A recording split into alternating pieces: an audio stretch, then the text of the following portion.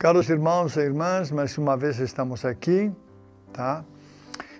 Partilhando a voz do pastor com vocês e fazendo esta reflexão da palavra de Deus, como costumamos fazer a cada semana, pegando o evangelho do domingo e refletindo um pouco sobre o evangelho, refletindo sobre o ensinamento do evangelho, o que realmente Jesus quer ensinar aos seus discípulos e, logicamente, também para nós que somos discípulos de Jesus Cristo.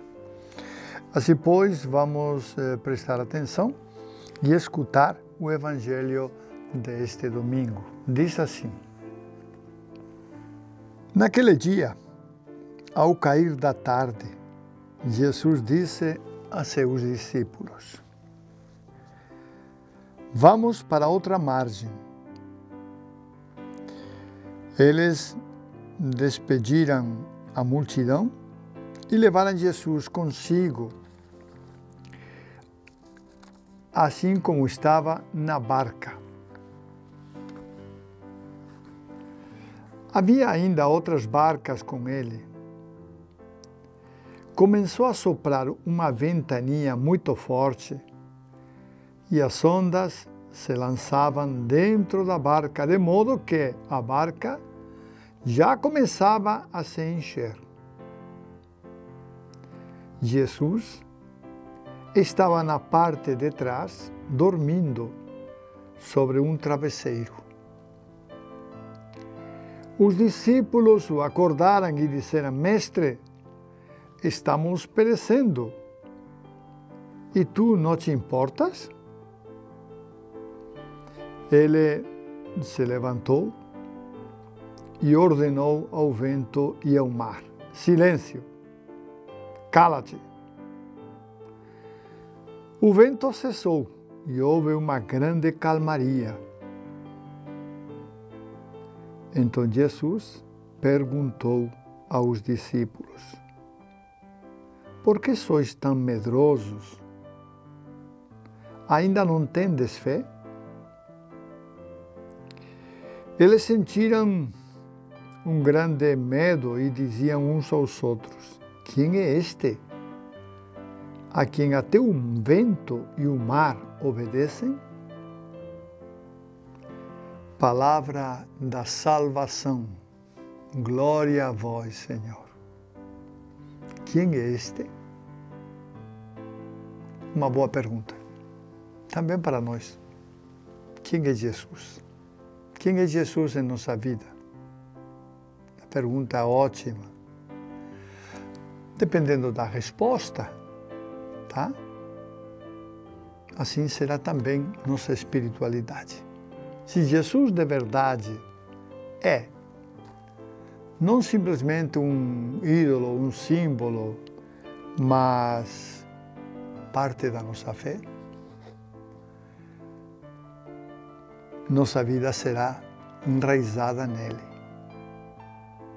Mas se Jesus é só um nome, que de vez em quando lembramos, quem sabe até na hora dos apertos, mas só isso, nossa vida não vai ter muito sentido, não. Porque está nos faltando aquilo que dá sentido à nossa existência, que é a fé em Cristo Jesus. Mas vamos ao texto do Evangelho. O texto começa dizendo que Jesus pediu para ir para outra margem. Recordem, Jesus está no lago da Galileia. Está num lago. E pede para ir para outra margem do lago. Mas Jesus, então, se deita, fica dormindo. A viagem não era curta, porque o lago, embora não fosse muito grande, tinha um bom tamanho, tá? E nessa situação começa a ventar. Como vocês já sabem muito bem, é o vento que faz mexer a água e que provoca as tempestades no mar. É o vento que ocasiona essas tempestades. Pois bem, o vento começou a soprar, a soprar. E na medida que o vento ia soprando, o barco começou a receber a água e a se encher de água. Ao ponto que os discípulos sentiram medo de perecer. E vejam que eles eram homens acostumados ao mar. Mesmo assim, sentiram medo. Medo de acabar no mar, não é? Então a atitude deles foi ir até Jesus, acordar Jesus, que estava dormindo. Eu sempre tive dificuldade de entender isto, porque no meio do mar não é fácil dormir. Ao menos dentro de uma tempestade. Não é nada fácil dormir. Mas parece que Jesus tinha sono aquele dia e estava dormindo. Pois bem, acordaram Jesus e lhe disseram: você não se importa de que nós pereçamos? E Jesus, mais uma vez, volta ao tema da fé. Ao tema da fé, que era um tema importante para os discípulos, porque inclusive entre os discípulos de Jesus havia quem não acreditava nele. O seguia, o acompanhava porque falava bonito, mas havia gente que não acreditava nele.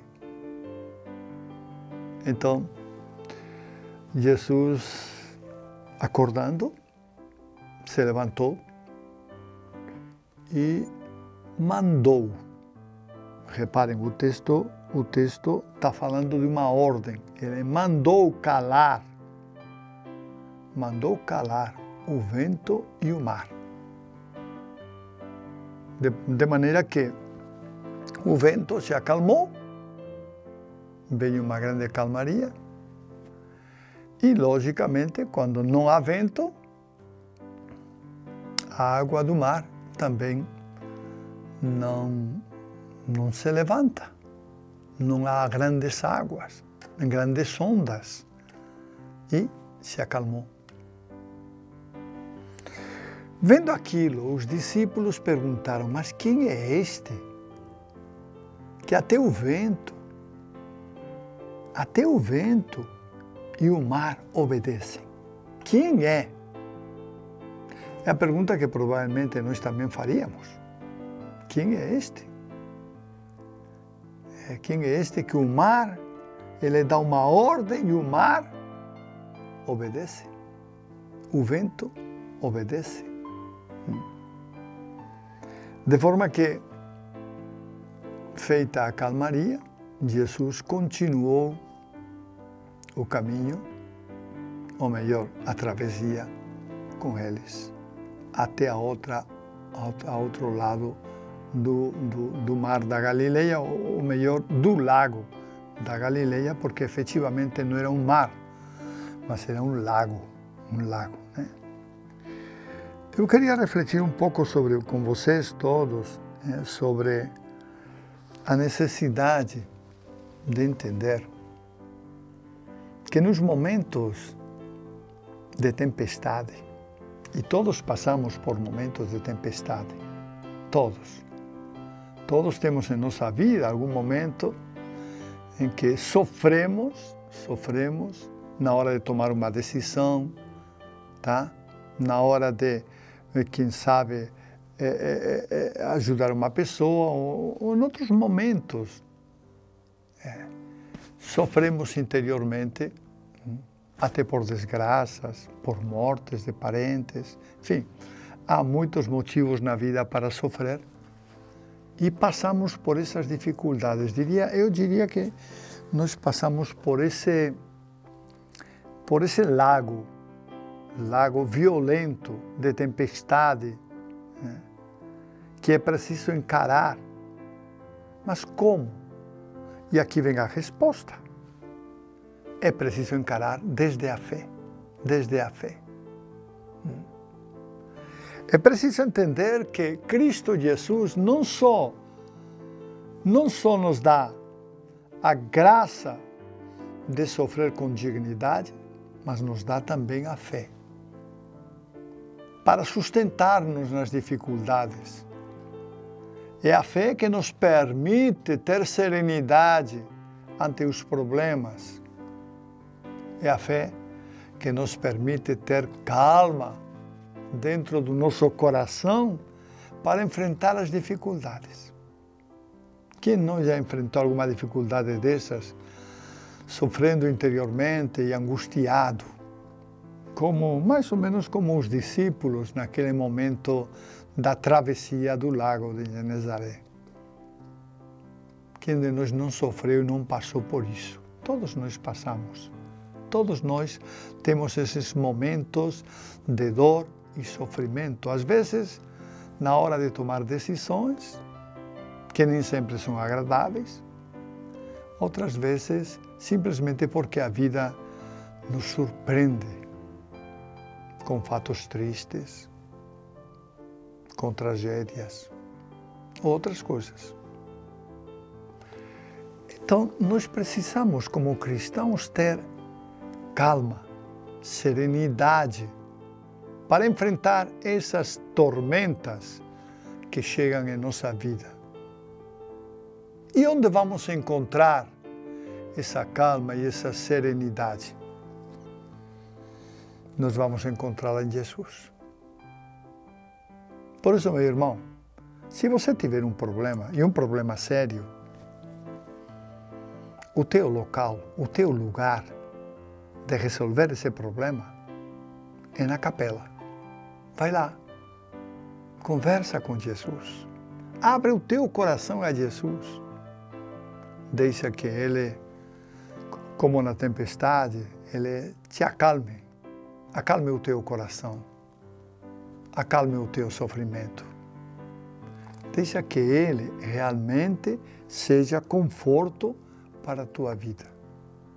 É Jesus que nos dá a serenidade para enfrentar as dificuldades da vida, que são muitas, como acabo de falar, mas que realmente Ele nos ilumina para que nós sejamos capazes de enfrentar todas essas situações. Esse é Jesus. No final podemos nos perguntar, mas quem é este que resolve nossos problemas, que nos dá serenidade, que nos deixa paz em nossa vida e em nosso coração? Quem é este? Pois é, esse é Deus. Esse é teu Deus. O Deus que pode ser que você não aceite. O Deus que pode ser que você não considere. Ao Deus que você não reza. Mas esse é o teu Deus. Queiras ou não, é teu Deus. E tem mais. E pelo fato de ser teu Deus, Ele vai sempre estar do teu lado. Ele vai sempre te ajudar. Embora você muitas vezes não queira, mas Ele vai te ajudar. Ele é teu Deus. Enfia na tua cabeça isso. Teu Deus é Ele. Nosso Deus é Jesus. Aquele que acalmou a tempestade e que acalma as tempestades do nosso coração, que acalma as tempestades de nossa vida, que nos dá paz e que nos faz enfrentar as dificuldades com alegria. Esse é Jesus, nosso Senhor e nosso Deus. Nosso Senhor e nosso Deus. Pois bem, minha gente, esta passagem do mar, esta tormenta, tudo isto eu diria que é símbolo daquilo que nós muitas vezes passamos em nossa vida, das dificuldades que vamos tendo, das dificuldades que nós vamos sofrendo. Tudo isto é símbolo. A travessia do mar da Galileia é muitas vezes a nossa travessia, porque nós também a sofremos as dificuldades da tempestade, da insegurança que nos dá a tempestade. Sofremos muitas vezes esses problemas que vão surgindo na nossa vida e que muitas vezes não sabemos como resolver. Não sabemos como sair deles. Não sabemos como enfrentá-los. Esse é Jesus. Meu irmão, minha irmã, se você tiver algum problema neste sentido, recorra a Ele. Vai até a tua igreja, quem sabe na capelinha lá da tua paróquia, ou num outro momento, em outro lugar. E em qualquer lugar pode te ouvir. Não precisa ser só na capela, claro. Embora a capela nos dá uma certa segurança e um certo recolhimento para poder orar bem. Mas esse é Jesus, o teu e o meu Senhor. Aquele que morreu por nós, que enfrentou as dificuldades da cruz por nós, e que enfrentando as dificuldades da cruz, Ele assumiu, veja bem, Ele assumiu nossos pecados, nossas faltas, as carregou nos seus ombros. Isso significa assumir. Pegar as faltas de outro, os pecados de outro e carregá-los nos próprios ombros e partir para a cruz, para o sofrimento. Jesus nos ensina que o sofrimento é uma condição humana e não vamos fugir nunca dela. Sempre teremos oportunidades para sofrer. Sempre vai acontecer o sofrimento de um jeito ou de outro em nossa vida. Mas sim, podemos enfrentá-lo de uma maneira diferente. Qual é essa maneira diferente? É enfrentar o sofrimento com esperança. Essa é a chave de quem sofre. Enfrentar o sofrimento com esperança. E a esperança é que nos dá sempre a perspectiva do longe, daquilo que está distante, mas daquilo que também se faz presente e nos ajuda a viver. No meio das dificuldades, nos ajuda a viver com alegria nosso dia a dia. Meus irmãos, esta leitura do Evangelho de hoje, na minha vida pelo menos, tem sido muito significativa e tem me ajudado muito a encarar os problemas, as dificuldades, tudo aquilo que vai acontecendo na vida. Tem me ajudado muito e tenho encontrado consolo em Jesus. Como já falei, sempre me chamou a atenção que Ele não acordasse no meio da tempestade. Mas, embora não acordasse naquele momento, vocês podem ter a certeza que Ele nunca vai deixar de nos assistir e de nos apoiar e de nos acompanhar. Jesus está conosco. Essa é a grande certeza que nós temos. Jesus está conosco.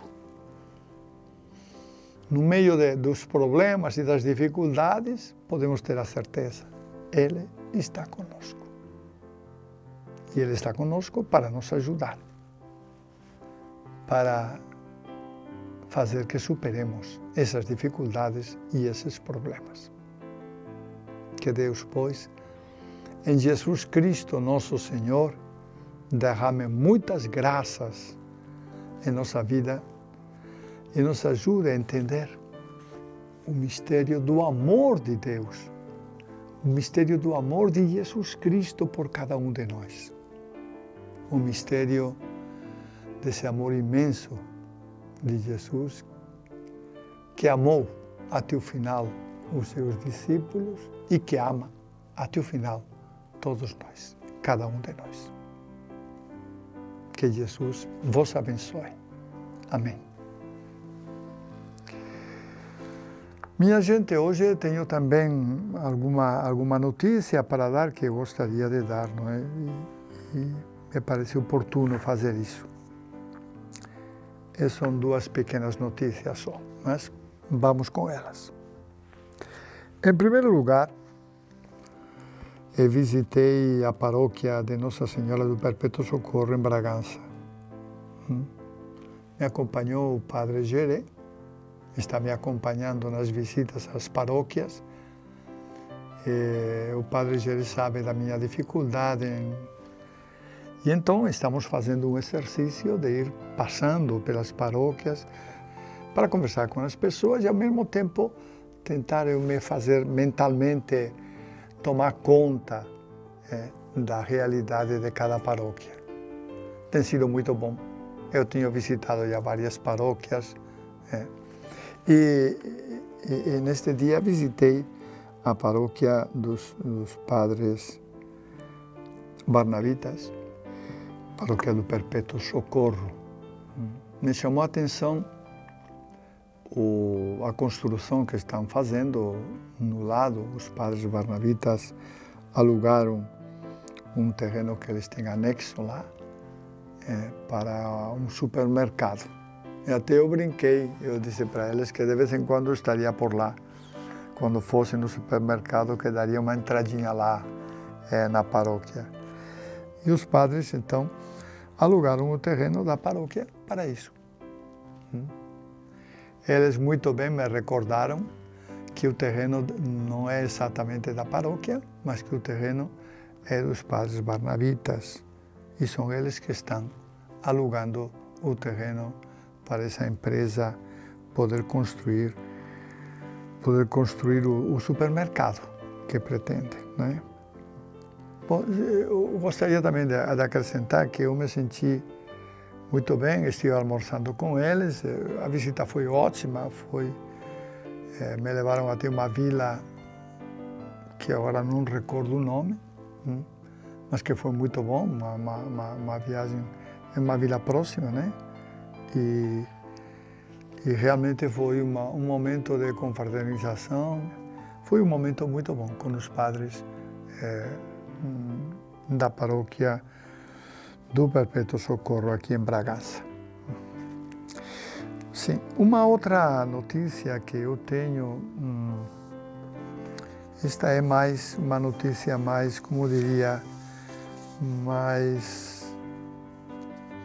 interna, mas que é importante que se diga e que se comunique, porque é bom que se saiba, não é?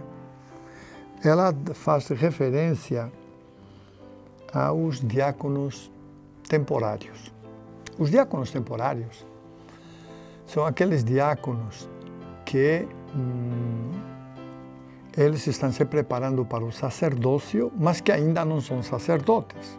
Foram ordenados diáconos, passam 6 meses, 1 ano como diáconos e depois, após esse período, são ordenados sacerdotes. Pois bem, o Conselho Econômico da Diocese de Bragança percebeu que estes diáconos, que neste ano eles foram para as paróquias, ajudar nas paróquias, não tinha nenhuma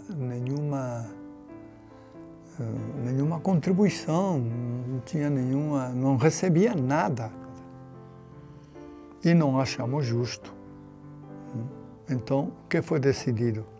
Foi decidido que os diáconos, então, recebam da paróquia, primeiro um salário mínimo, aproximadamente R$1.100, digamos assim, de côngruas, e também a aposentadoria, que é um desafio ainda em nossa diocese, porque temos padres que ainda não estão aposentados. Isto é um problema, que deveremos resolver ainda. E o dia de manhã, quando estiver mais velho, possa realmente ter algum recurso para poder viver com dignidade. né? Então, foi decidido isso. Os diáconos receberão aproximadamente R$1.100 de côngruas e receberão também a aposentadoria, que não sei atualmente em quanto está, só teremos que ver em cada caso. Mas esse é o decreto que estamos lançando estes dias em favor dos diáconos. Muito bem, então por hoje nada mais. Eu quero agradecer mais uma vez a audiência de todos vocês que nos acompanham através da voz do pastor. Um bom dia para todos, que Deus vos acompanhe e vos conceda muita paz. Amém.